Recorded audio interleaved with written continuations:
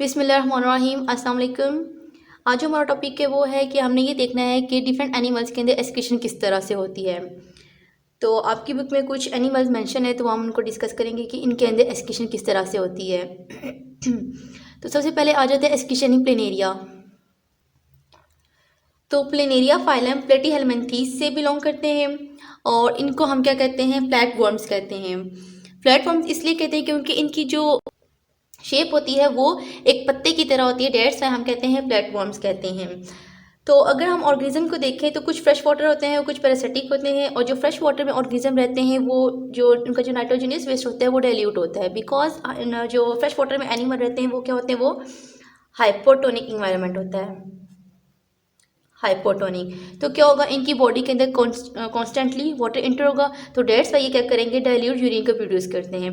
इसी तरह कुछ प्लेटफॉर्म्स जो होते हैं वो पैरासिटिक होते हैं, अब वो होस्ट के अंदर रहते हैं। ठीक है, पैरासाइट क्या होते हैं, जो होस्ट में रहते हो। अब इनको होस्ट रिक्वायर्ड होगा तो होस्ट के लिहाज से वो क्या होंगे, आइसोटोनिक होंगे, मीन के ना अपनी बॉडी से ये सॉल्ट को बाहर निकालेंगे, ना ही अपनी बॉडी से वाटर को बाहर निकालेंगे। तो डेट्स हम कहते हैं कि ये क्या करेंगे, ये नाइट्रोजनियस वेस्ट को, इसके क्योंकि नाइट्रोजनियस वेस्ट तो लाजमी तौर पे बनेगा, तो डेट्स ये क्या करेंगे, नाइट्रोजनियस वेस्ट को बॉडी से एक्सक्रीट करेंगे। अब हम देखते हैं कि मैकेनिज्म क्या है प्लेनेरिया के अंदर। तो सबसे पहले डायग्राम के ऊपर आ जाओ। तो इन एनिमल्स के पास सिंपल ट्यूबुलर एक्सक्रीटरी सिस्टम होता है। उस एक्सक्रीटरी सिस्टम को हम क्या कहते हैं, प्रोटोनेफ्रीडिया। अब ये जो है ये क्या है, ये एक ट्यूबुलर सिस्टम है जिसे हमने क्या कहा, प्रोटोनेफ्रीडिया कहा। अब ये प्रोटोनेफ्रीडिया पूरी बॉडी के अंदर फैला हुआ होता है और इसके पास फ्लैम सेल्स होते हैं। ये जो आपको ब्लैक कलर के नजर आ रही है क्या है, फ्लैम सेल्स हैं। और ये जो पूरा है ये क्या है, एक्सक्रीटरी सिस्टम है जिसको हमने क्या बोला, प्रोटोनेफ्रीडिया। अब इनके पास क्या है, फ्लैम सेल्स हैं। फ्लैम सेल के ऊपर क्या लगे हुए, टफ्ट ऑफ फ्लैजेलम, इनके टफ्ट ऑफ सीलिया, इनके ऊपर सीलिया लगे हुए हैं। अब इनका फंक्शन क्या, ये काम कैसे करते हैं। तो अब मैं अगर इस ट्यूब का एक छोटा सा हिस्सा बाहर निकाल के लेकर आऊँ, ठीक है, अगर फॉर एग्जांपल ये क्या है, एक बड़ी डक्ट है। अब यहाँ पे मैंने डक्ट बोला तो ट्यूब्यूल्स क्या होती हैं, जो छोटी छोटी नाली होती है वो ट्यूब्यूल्स होती हैं, और जो एक बड़ी नाली होती है वो क्या होती है, वो डक्ट होती है। अब ये एक डक्ट है, ये वाली डक्ट है। तो अब इसके साथ क्या लगे हुए हैं, फ्लैम सेल। अब फ्लैम सेल को हमने फ्लैम सेल क्यों कहा, क्योंकि जैसे हवा में झंडा लहरा रहा होता है, तो इसी तरह फ्लैम सेल क्या कर रहे होते हैं, सीलिया की वजह से ये बीट कर रहे हैं, कॉन्टिन्यूसली यूँ हिल रहे होते हैं। तो इनका जो स्टाइल होता है वो फ्लैम की तरह होता है, शोले की तरह होता है। तो उस वजह से हमने इनका नाम क्या रख दिया, फ्लैम सेल नाम रख दिया। तो फॉर एग्जांपल ये डक्ट है, इसके साथ क्या लगे, ये फ्लैम सेल लगे होते हैं, और इन फ्लैम सेल के पास न्यूक्लिएटेड होते हैं, इनके पास न्यूक्लियस होता है, और ये बाहर इनके थ्रेड लाइक स्ट्रक्चर होता है जिसे हम क्या कहते हैं, सीलिया, बाहर सीलिया लगे होते हैं। अब सीलिया की वजह से ये क्या करते हैं, कॉन्स्टेंटली बीट कर रहे हैं। बीटिंग की वजह से क्या होता है, जो इंटरस्टिशियल फ्लूइड, मीन के इंटरस्टिशियल फ्लूइड वो होता है जो टिश्यू के अराउंड प्रेजेंट होता है। अब ये इंटरस्टिशियल फ्लूइड बॉडी में पड़ा हुआ है यहाँ पे, ठीक है, जितना भी वेस्ट नाइट्रोजनियस वेस्ट होगा वो कहाँ पड़ा होगा, वो यहाँ बॉडी में पड़ा होगा। अब क्या करेंगे, सीलिया बीट करेंगे। बीटिंग की वजह से क्या होगा कि ये जितना भी यहाँ पे वेस्ट प्रोडक्ट होगा वो क्या करेंगे, प्रोपेल करेंगे, इस फ्लैम सेल के अंदर ले जाएंगे। जैसे ही कचरा जो भी वेस्ट प्रोडक्ट होगा ये फ्लैम सेल के अंदर जाएगा, यहाँ से होता होता इस नाली से इस मेन डक्ट के अंदर आ जाएगा। अब जब इस डक्ट के साथ आएगा तो इसके साथ क्या होते हैं, बाहर की तरफ पोर्स होते हैं, ठीक है, एक सुराख होता है। अब ये जो वेस्ट प्रोडक्ट होगा ये इस सुराख के थ्रू बॉडी से बाहर निकल जाएगा। अब ये जो पोर है जो बॉडी से वेस्ट नाइट्रोजनियस वेस्ट को बाहर निकाल रहा है उसको हम क्या कहते हैं, नेफ्रिडियोपोर, नेफ्रिडोपोर्स। अच्छा, यहाँ तक होप्स आपको समझ आ गई होगी। अब ये जो नेफ्रिडियोपोर है ये क्या होगा कि बाहर, बॉडी से बाहर जहाँ जहाँ फ्लैम सेल होंगे वहाँ वहाँ क्या होगा, साथ में नेफ्रिडियोपोर होगा। अब अगर जितने फ्लैम सेल्स होंगे प्लेनेरिया की बॉडी के अंदर उतने ही क्या होंगे, ये नेफ्रिडोपोर्स होंगे। अगर फॉर एग्जांपल यहाँ पे भी फ्लैम सेल हैं, यहाँ पे भी होगा, यहाँ पे भी होगा, यहाँ पे होगा, यहाँ पे भी होगा। तो प्लेनेरिया क्या आप कह सकते हो कि पूरी बॉडी के आउटसाइड ऑफ द बॉडी, ठीक है, क्या होंगे, पोर्स होंगे, जहाँ से क्या होगा, नाइट्रोजनियस वेस्ट बाहर रिलीज होगा। होप सो आपको यहाँ तक क्लियर हो गया होगा। अब हमने कुछ पॉइंट्स लिखे वो हम देख लेते हैं। तो प्रोटोनेफ्रीडिया, अगर आपसे पूछे कोई प्रोटोनेफ्रीडिया क्या है तो आपने सिंपल आंसर करना है कि जो ट्यूबुलर एक्सक्रीटरी सिस्टम प्लेनेरिया के अंदर प्रेजेंट होगा उसे हम क्या बोलते हैं, प्रोटोनेफ्रीडिया बोलते हैं। ठीक है, तो network of tubular excretory system without internal opening, इसकी अपनी इंटरनल कोई भी ओपनिंग नहीं होती। ठीक है, अगर डायग्राम में आपको देखो तो यहाँ पे क्या है, कोई भी आपको अंदर ओपनिंग यहाँ पे नजर नहीं आ रही। ठीक है, लेकिन इसकी क्या है, बाहर ओपनिंग होती है, इंटरनल ओपनिंग नहीं होती लेकिन outside of the body opening होती है, एक्सटर्नल ओपनिंग होती है। और सेकेंड पॉइंट ये है कि इसका जो एक्सक्रीटरी सिस्टम होता है ये क्या होता है, through out the body, mean कि पूरी बॉडी के अंदर फैला हुआ है, जैसा कि आपको ये डायग्राम में नजर आ रहा है, पूरी बॉडी के अंदर ये फैला हुआ है। और इसके पास क्या होते हैं, फ्लैम सेल्स होते हैं। फ्लैम सेल अभी हमने बात की कि फ्लैम सेल इनको क्यों कहा, क्योंकि इनका जो स्टाइल होता है जब ये बीट कर रहे हैं, जैसे हवा में झंडा लहरा होता है, वैसे ये सीलिया भी क्या कर रहे होते हैं, सीलिया की वजह से ये फ्लैम सेल भी हिल रहे होते हैं, लहरा रहे होते हैं। तो इस वजह से इनका जो स्टाइल है वो किसकी तरह था, फ्लैम की तरह था, शोले की तरह था। इस वजह से हमने इनका नाम क्या रख दिया, फ्लैम सेल रख दिया। तो flame cell has a tuft of cilia, कि इनके पास क्या होता है, सीलिया का एक गुच्छा होता है।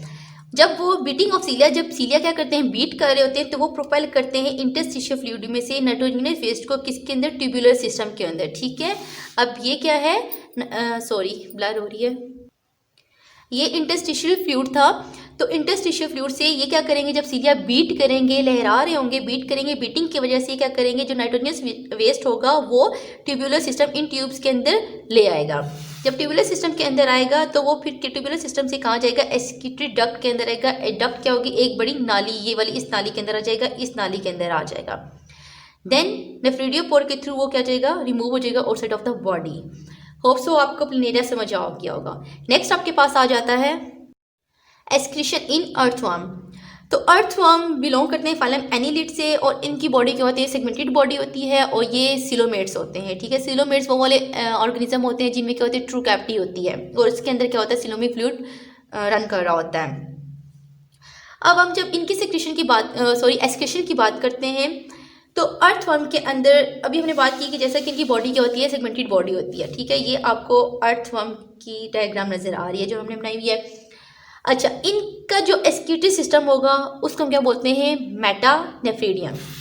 ठीक है, प्लेनेरिया की जब हमने बात की तो हमने बोला था कि मेटानेफ्रीडियम, उसको हम क्या बोलेंगे, जो उसका एक्सक्रीटरी सिस्टम होगा उसको हमने प्रोटोनेफ्रीडियम बोला।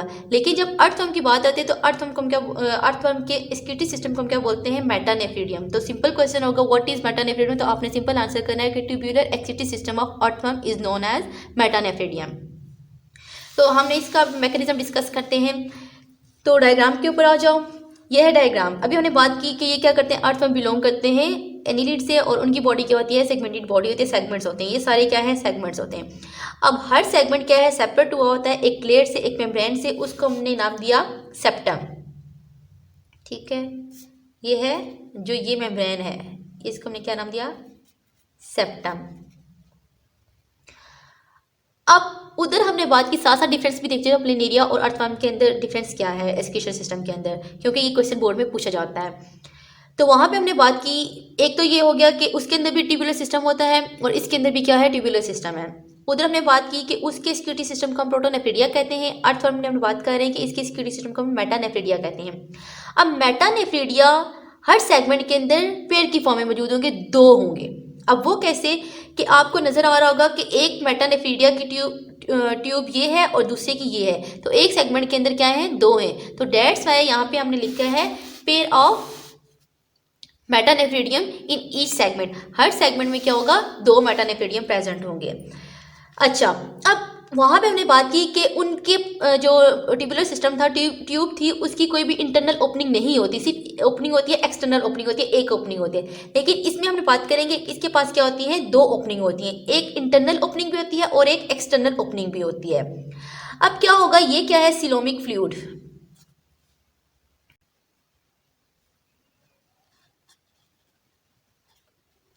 Coelomic fluid.